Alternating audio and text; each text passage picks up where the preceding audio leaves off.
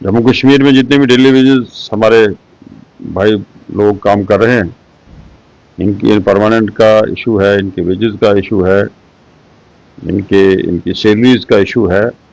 ये सब सरकार के सामने है और सरकार वादाबंद है कि जम्मू कश्मीर में जितने भी डिपार्टमेंट में हमारे डेली वेजेस लोग काम कर रहे हैं, सरकार उनके लिए एक पॉलिसी बना रही है और मुझे उम्मीद है कि इंशाल्लाह फेज मिरर में हम उन तमाम को उनका हक देने में कामयाब होंगे। इस तरह से डेली वेजर्स की बात करते हैं ना, डेली वेजर्स की जो निगाहें हैं वो इन्हीं पर हैं कि डेली वेजर्स एक लंबे समय से सफर कर रहे हैं जम्मू कश्मीर में, और हम कहते हैं ना 60,000 डेली वेजर हैं, तो 60,000 डेली वेजर के साथ 60,000 परिवार है, एक बहुत बड़ा तबका है हमारे समाज में।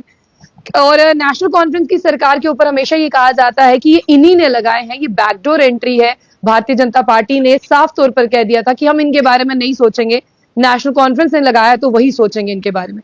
तो जावेद साहब, भारतीय जनता पार्टी ने तो कह दिया था कि हम नहीं सोचेंगे, अब आपकी सरकार आई है, आप क्या सोच रहे हैं डेली वेजर्स के बारे में?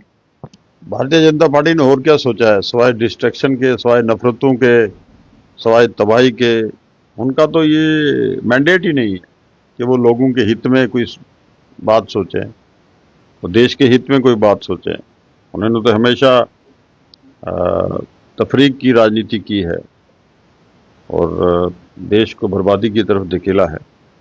जम्मू कश्मीर में जितने भी डेली वेजेस हमारे भाई लोग काम कर रहे हैं, इनकी परमानेंट का इशू है, इनके वेजेस का इशू है, इनकी सैलरीज का इशू है।